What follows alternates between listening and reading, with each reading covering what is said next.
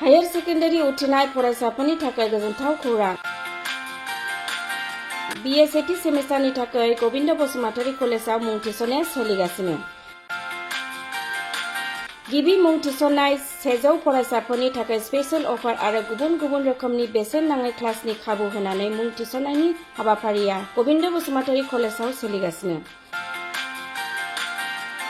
फरायसाफ्रा गावनि गोसो बायदि साबजेक्टफोरखौ सायख'नानै लानो हागोन।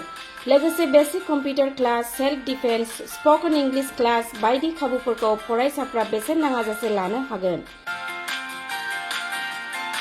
बे कलेजाव गासैबो फरायसाफोरनि थाखाय फ्रि बासनि सार्भिसनि राहा आरो बिजाब बाख्रिनिबो राहा दं। आरो बे खेबनिफ्राय भिउ सेन्टार अदेबानि एग्जाम सेन्टार महरै फरायसाफ्रा गबिन्द बसुमतारी कलेजावनो आनजाद होनो हागोन। गबिन्द बसुमतारी कलेजाव एसेल' बेसेनावनो मुं थिसननानै कलेजनि राहानि खाबुफोरखौ लानो हागोन। रोखायै मिथिनो थाखाय फारियै होनाय जानबुं नाम्बाराव कन्टेक्ट खालामनो हागोन।